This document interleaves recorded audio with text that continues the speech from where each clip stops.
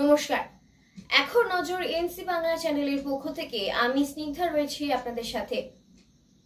ভয়ঙ্কর দৃশ্যে শিউরে উঠেছে গোটা এলাকা। শরীর থেতলে গিয়ে কার্যত মিশে গিয়েছে টোটোর সাথে, রক্তে ভাসছে সারা রাস্তা। এবং এই দৃশ্য দেখে শিউরে উঠেছে হুগলি জেলার শ্রীরামপুরের বাঙ্গিহাটি দিল্লি রোড সংলগ্ন এলাকা। স্থানীয় সূত্রে জানা গেছে, সকালে টোটোয় চেপে পিছনের সিটে ভূষণ স্টিল কারখানার চিকিৎসক রমেশ সিং এর স্ত্রী শালিকা, কন্যা সহ 4 জন শ্রীরামপুর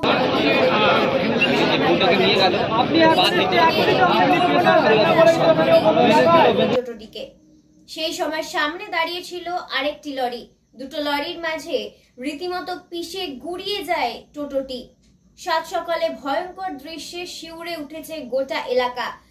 9 বছরের নিধি একমাত্র বেঁচে আছে। অবস্থার অবনতির জন্য ওয়ালস হাসপাতাল থেকে কলকাতার স্থানান্তরিত করা হয়েছে। ঘটনার সাথে সাথেই ছুটে আসেন রাস্তার ধারে দোকানিরা সহ স্থানীয় বাসিন্দারা, কিন্তু উদ্ধার করার আগেই সবকিছু শেষ। ক্ষিপ্ত জনতা ঘাতক লরিটিকে ভাঙচুর চালায়। পরিস্থিতি উত্তপ্ত হয়ে ওঠে, অবরুদ্ধ হয়ে পড়ে দিল্লি রোড। স্থানীয় বাসিন্দাদের অভিযোগ, হাইওয়েতে যানবাহন নিয়ন্ত্রণের কোনো ব্যবস্থা নেই। বেপরোয়া গতির জন্যই এই দুর্ঘটনা। মৃত যাত্রীদের দেহ উদ্ধার করে ময়না তদন্তের জন্য শ্রীরামপুর ওয়ালস হাসপাতালে নিয়ে যাওয়া হয়েছে। আমি বাড়িতে ছিলাম স্যার, খবর পাওয়া গেল যে তোর বাসি অ্যাক্সিডেন্ট হয়ে মরে গেছে, মারা গেছে। যাই হোক, এসে দেখি এইরকম অবস্থা।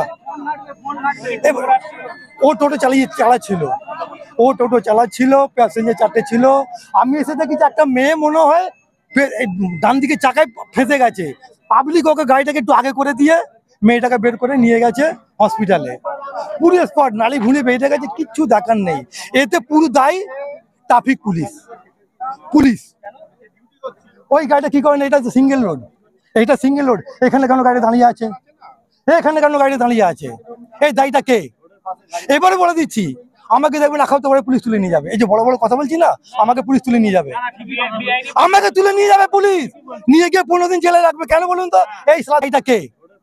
এবারে বলে দিচ্ছি, আমাকে দেখবেন এক সপ্তাহ পরে পুলিশ তুলে নিয়ে যাবে। এই যে বড় বড় কথা বলছি না, আমাকে পুলিশ তুলে নিয়ে যাবে, পুলিশ নিয়ে গিয়ে 15 দিন জেলে রাখবে। কেন বলুন তো?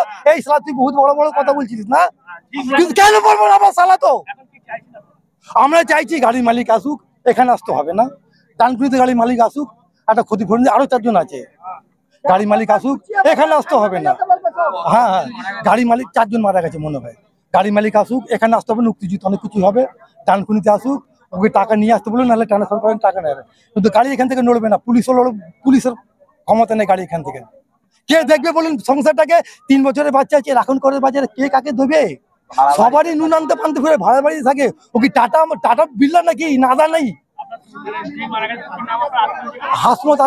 শেখ হাসমত আলী, ও টোটো চালাচ্ছিল, ভাড়ার বাড়ি থাকে। ও ড্রাইভার পুরো মদ খেয়ে আছে। হ্যাঁ জি, এখনো মদের গন্ধ পেয়েছে ড্রাইভার দিয়ে। এও বাঁ দিক দিয়ে আসছে, ও বাঁ দিক থেকে আসছে।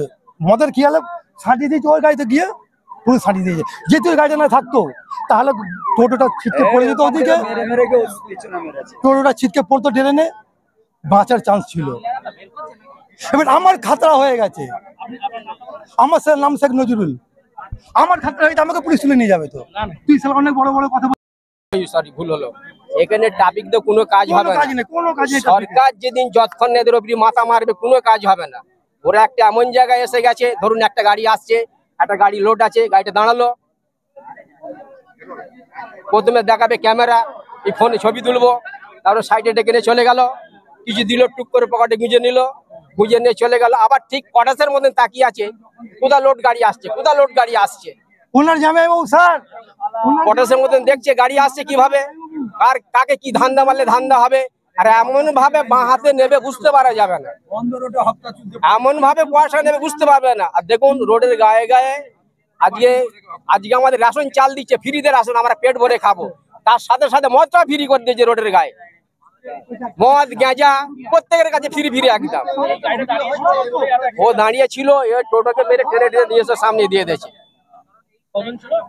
টোটোতে ধরুন 4 জন ছিল, আর যে ড্রাইভার ছিল উনি আমার জামাই।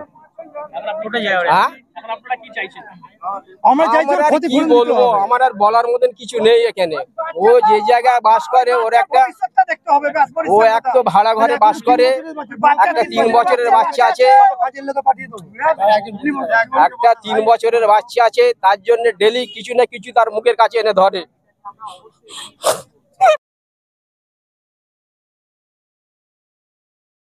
একটা গাড়ি দাঁড়িয়ে ছিল, টোটোটা নিয়ে একটা প্যাসেঞ্জার সাইডে নামার জন্য সাইডে গেছে, অন্য গাড়ি এসে মেরে দিয়েছে। কি অবস্থা, মানে মারা গেছে তো? হ্যাঁ, 2 জন মারা গেছে, একটা বাচ্চা সমেত, 4 জন বড়, 1 জন বাচ্চা। তাকে ওয়ালসে নিয়ে চলে গেছে, 3 জন মারা গেছে। এই যে বারে বারে দুর্ঘটনা ঘটছে, কি বলবেন? কী বলবো বলুন, এ তো কিছু বলার নেই। এখন যে রোডের পরিস্থিতি, সেই হিসাবে কী বলবে, আমাদের সাবধানে না চললে, আর এখানে আমাদের রোজগারের জন্য রোডে চলতেই হবে, দুর্ঘটনা ঘটছে, সব কিছু করার নেই।